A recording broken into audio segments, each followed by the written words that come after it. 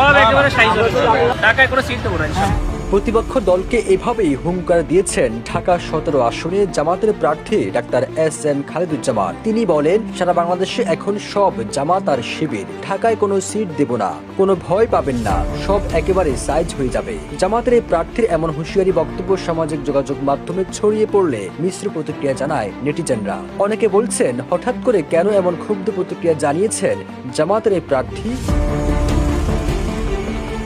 ওই ভিডিওতে ঢাকা ১৭ আসনে এই প্রার্থী কর্মী সমর্থকদের নির্দেশ দিয়ে বলেন, কালকে আমরা একটা সংবাদ সম্মেলন করতে পারি গুলশানে, আসরের নামাজ ওইদিকে পড়বা কালকে।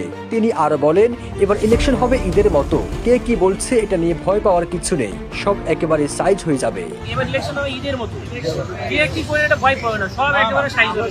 আমাদের এই প্রার্থীকে আরো বলতে শোনা যায়, শিবির ছাত্র সংসদ নির্বাচনে সব গণহারে জিততেছে, শাশ্বতেও জিতে আসবে। সারা বাংলাদেশের সব জামাত আর শিবির, ঢাকায় কোনো সিট দেব না। এদিকে ঢাকা ১৭ আসনে জামাতের প্রার্থীর সাথে ভোটের মাঠে লড়বেন বিএনপি চেয়ারম্যান তারেক রহমান। শিবির হলো ছাত্র সংসদ সব গণহারে জিতবে, শাশ্বতে জিততে হবে। সারা বাংলাদেশের সব জামাত আর শিবির 17 জিতবো, 15 জিতবো, সব ঢাকায় কোনো সিট দেবো না ইনশাআল্লাহ। আগামী ১২ ফেব্রুয়ারি জাতীয় সংসদ নির্বাচনে ভোট গ্রহণ হবে। এরই মধ্যে ২১ জানুয়ারি সকল প্রার্থীকে প্রতীক দেওয়া হয়েছে। ২২ জানুয়ারি থেকে শুরু হবে আনুষ্ঠানিকভাবে নির্বাচনী প্রচারণা। সবুজ আলম, নিউজ ডেস্ক, ইত্তেফাক। হানিফস ফোকালসের সঙ্গে থাকার জন্য ধন্যবাদ। আশা করি চ্যানেলটি সাবস্ক্রাইব করে পাশেই থাকবেন।